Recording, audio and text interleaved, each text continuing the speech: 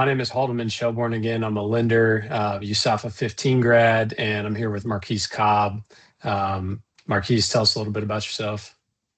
Yeah, a little bit about me. 2019 grad. I was an RPA pilot for the MQ-9 for a few years. I was at Shaw and Creech. Now I moved back to my old home that I bought in the Elgin area in South Carolina and doing full-time real estate as an agent with eXp Realty.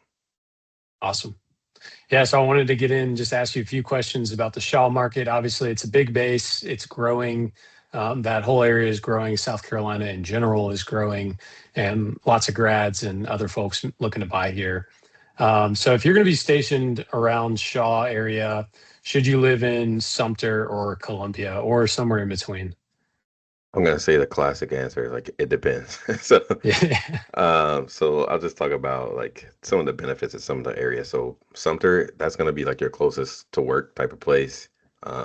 It's gonna be more affordable, but there's gonna be like less to do. I mean, outside of work. I mean, there's a brewery they built a few years ago, and that's pretty much their main attraction right now in Sumter. But Camden is like a good middle ground. It's kind of in between Shaw and Sumter and Columbia. So it's not as far, but you get a little more amenities, a little more stuff to Mhm. do, a little bit bigger town. And if you do want to go to Columbia, like it's not as far from driving this from Sumter.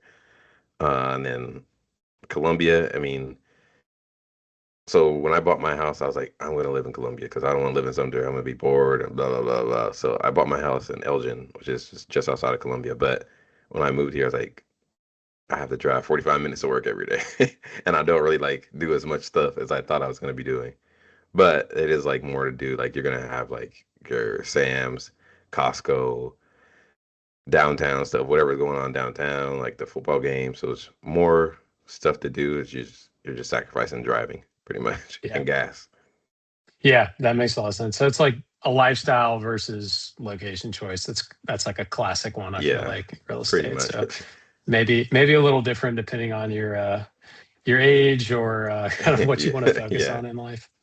Yeah, Kind of what your goals are. It might depend on where you want to live. for sure.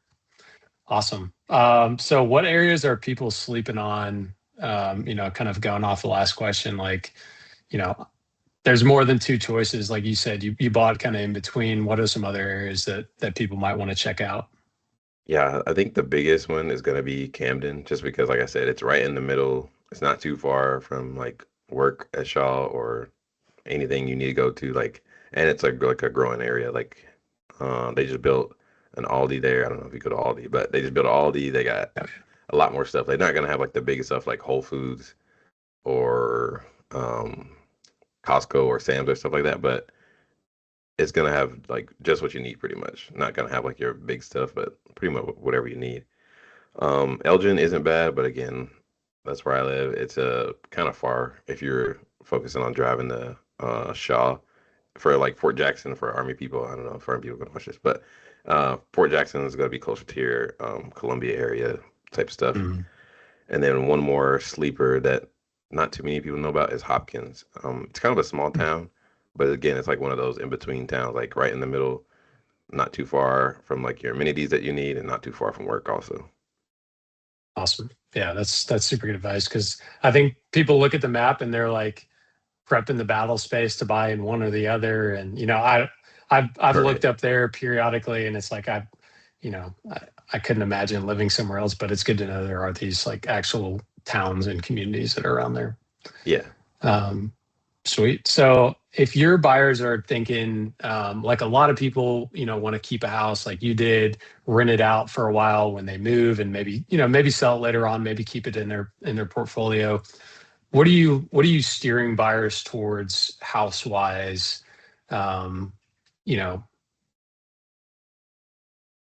Yeah. So again, it depends. But I think that like the number one thing is gonna be like your 3 to 4 bedroom, like single family type style, just because mhm, such a large military presence, people with kids and everything. So you're definitely gonna have renters available. And then some of those like 3 to 4 bedrooms, like the newer houses, those are kind of price out people who may not be the best renters in certain situations. But to me, like you can always count on like someone in the military to be a good renter, just because like like if they're not, they're getting paid. If they're not getting paid, you can just call their first shirt, like, hey, you're Yeah. not paying me, or whoever. Like, so it's a lot easier. Yeah. But if that's kind of like out of your price point, or like some of those newer homes are kind of, I mean, now they're definitely a little expensive. You can definitely get like something downtown, a little smaller, like a 2-1. Those are not like high demand, but again, it's kind of depending on what kind of clientele you're looking for.